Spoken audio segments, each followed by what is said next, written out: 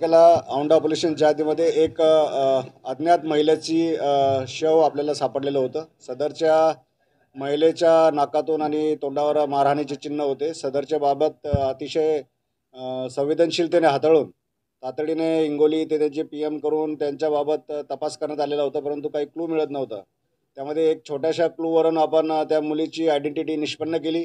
त्या आयडेंटिटी निष्पन्न करून त्याच्यामध्ये तांत्रिक विश्लेषण आणि काही इतर लोकांचे जाब घेऊन आपल्याला त्या मुलीचा आरोपी कोण आहे याचा थोडा संशय आल्यामुळे त्याच्यावर खात्री केली असता आरोपी आपल्याला श्रीकांत पिनलवार नावाचा हा ताब्यात आलेला आहे आणि त्यांनी हा खून केल्याचे त्यांनी मान्य केलेलं आहे. ही मुलगी आणि हा मुलगा जे आहेत ते एकमेकाला ओळखत होते आणि कुंभेफळला सोबत राहत होते.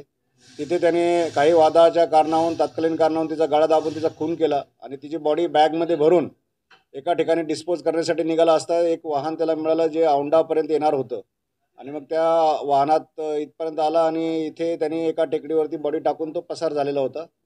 अतिशय शीघ्रतेने हा तपास लावण्यात आलेला आहे आणि यामध्ये त्याला शिक्षा होईल अशा पद्धतीचा तपास आम्ही पुढे करत आहोत. आम्हाला एक बिल सापडलं होतं डीमार्टचं. त्या डीमार्टच्या बिलवर एक छोटंसं नाव लिहिलेलं होतं.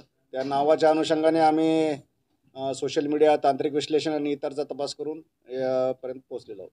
यामध्ये अतिशय संवेदनशील हा तपास होता आणि आमचे पोलीस स्टेशन औंढा, त्यांचे SDPO आणि आमचे LCBच्या टीम्स यांनी अतिशय मेहनत घेतलेली आहे आणि सातत्याने 24-24 तास काम करून हा गुन्हा उघडकीस आणलेला आहे. तर त्यांच्या मेहनतीसाठी आम्ही आणि त्यांच्या कौशल्यासाठी आम्ही ₹35,000 औंढा पोलीस स्टेशन आणि ₹35,000 LCB टीम्सला रिवॉर्ड जाहीर करतो.